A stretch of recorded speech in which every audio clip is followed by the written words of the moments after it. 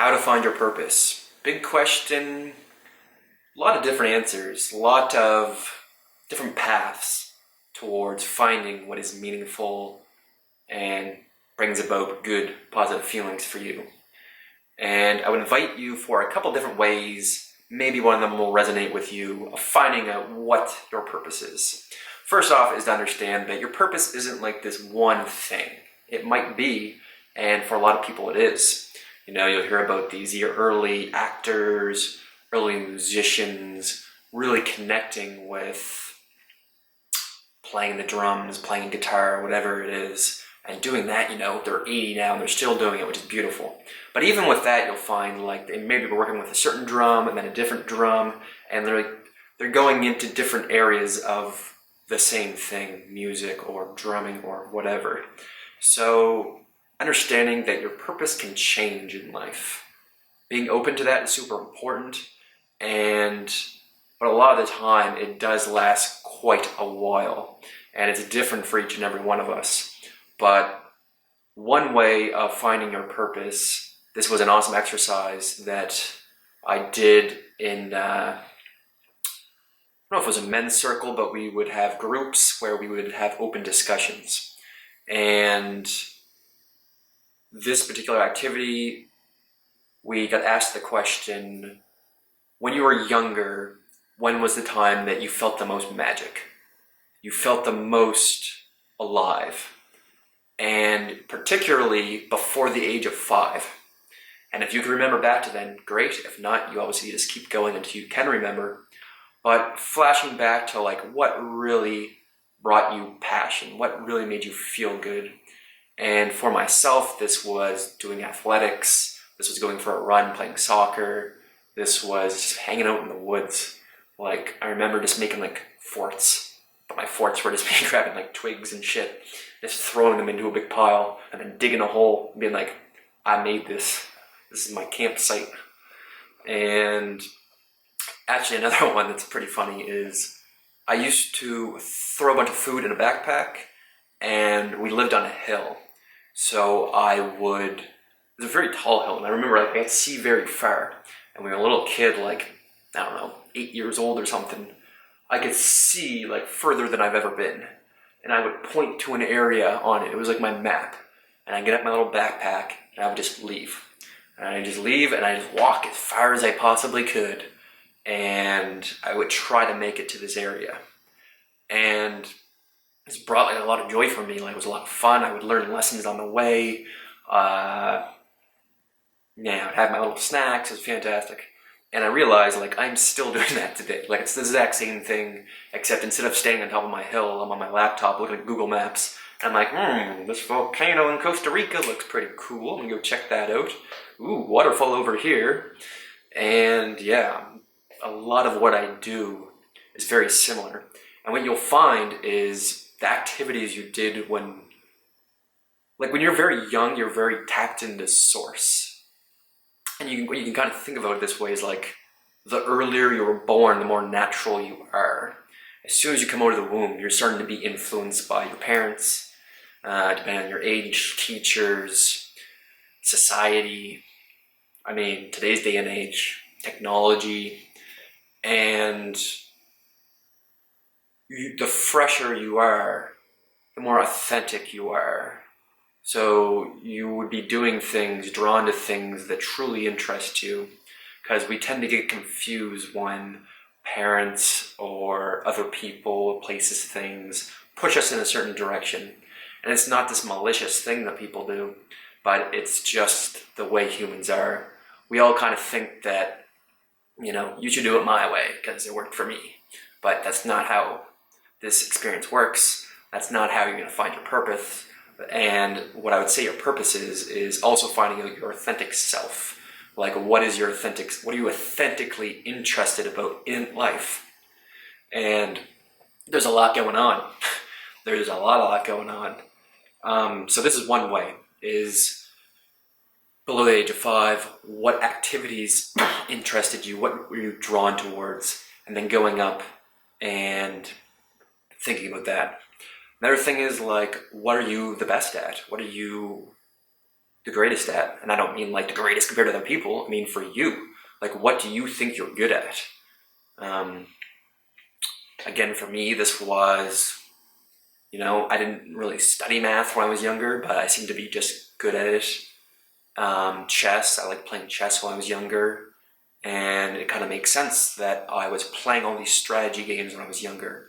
My parents would always get me these like games where you had to problem solve, like to get like the circle out or whatever the hell. And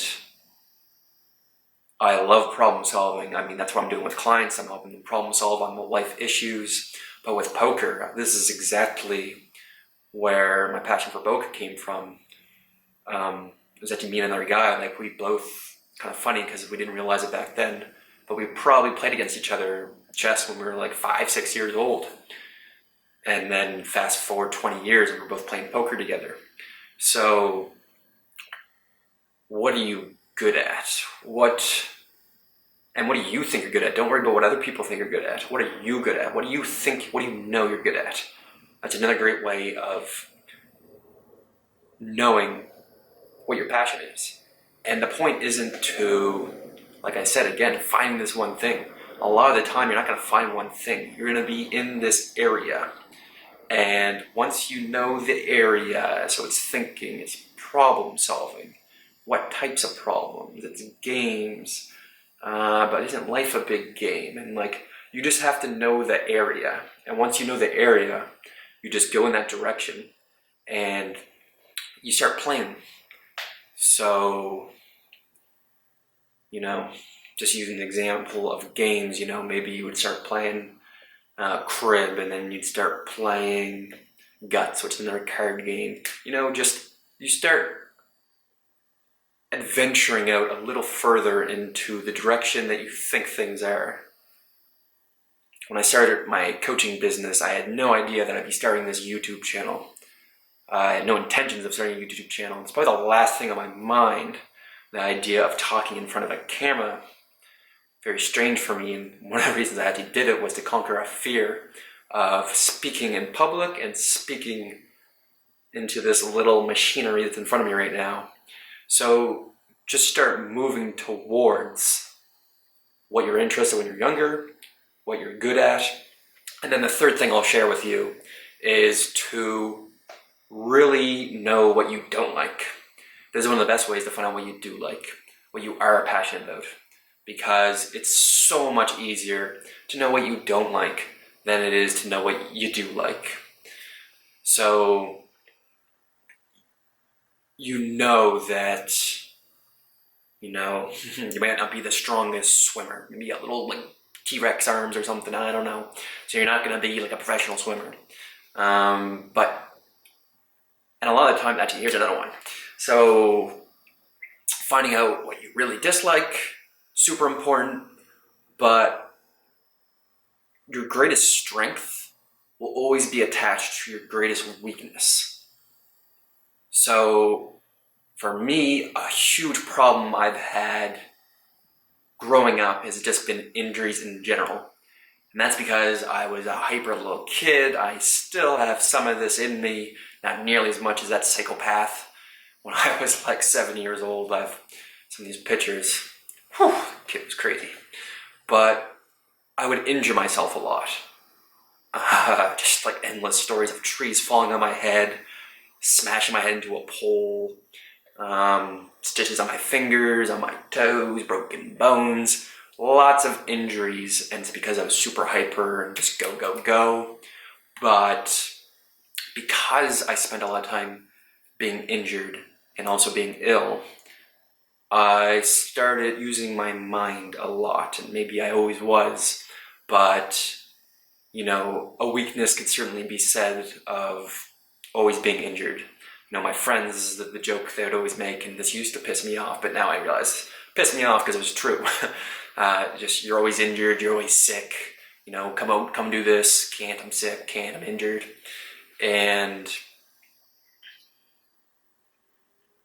because I was in bed, for like a month or these different periods, I would read a lot of books, but I would also just perform what I would call thought experiments, I would come up with concepts, ideas, just questions really, just being curious.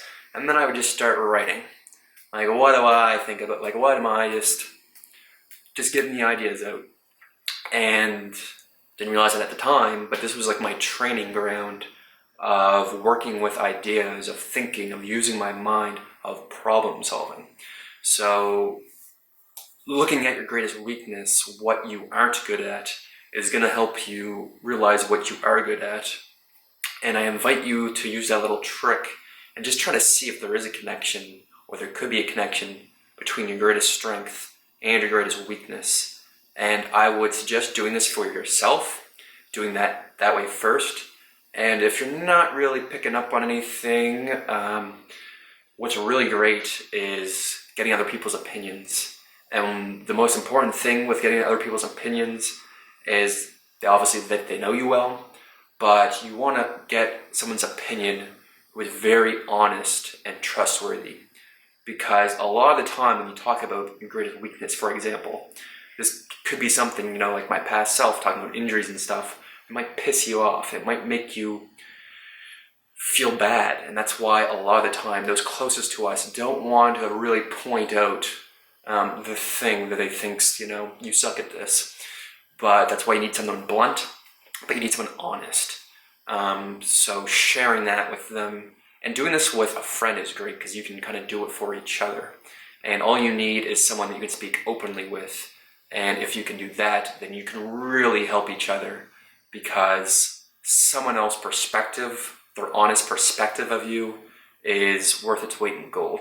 So those are just a couple ways of finding out what your passion is, what your authentic self is, and I hope that was helpful. If you liked this video, give it a thumbs up, and if you're new here, be sure to subscribe and turn on notifications.